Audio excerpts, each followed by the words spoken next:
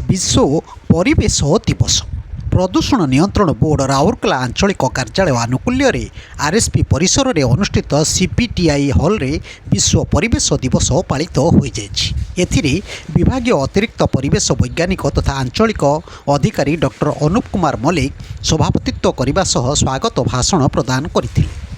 परिवेश सुरक्षा वनीकरण प्रदूषण नियंत्रण पर से मल्लिक आह्वान देते। मुख्य अतिथि भाव राउरकेला इस्पात कारखानार कार्यनिर्वाही निर्देशक खनि विभाग श्री आलोक वर्मा जोगदे निज वक्तव्य शून्य अंगार पॉलिसी उपर आलोकपात करते। सम्मानित अतिथि भाव कारखाना और बाष्पीय निर्देशालयर उपनिर्देशक इंजीनियर विभु प्रसाद जोगदे निज वक्तव्य आधुनिक उन्नत प्रजुक्ति माध्यम शिल्प संस्थागुड़िकर सामाजिक और पारिवेशिक नियंत्रण उपर गुरुत्व आरोप करते।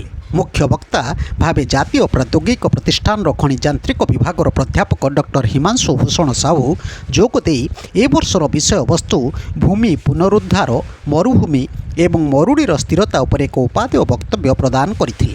अन्यतम वक्ता इंजीनियर मल्ला श्रीनिवास पुराणा पानी डोलामाइट और चुनपथर खनिर भूमि पुनरुद्धार संपर्कित एक विशेष अध्ययन उपर आलोकपात करते।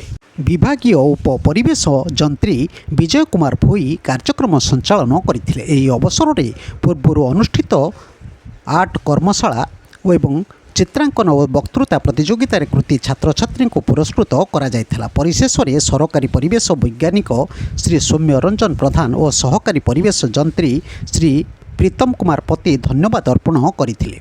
पूर्व अनुष्ठित प्रतियोगिता गुड़िकर कृतित्व हासिल कर छात्र छात्री मानक पुरस्कृत करा। बोर्डर अन्य अधिकारी इंजीनियर रमणी रंजन दास, इंजीनियर चंद्रशेखर चौहान, YMFI सदस्य विवेकानंद दास जोग देते। ब्यूरो न्यूज ओडिशा कथा यूट्यूब चैनल टी को आपण माने देखुचंती।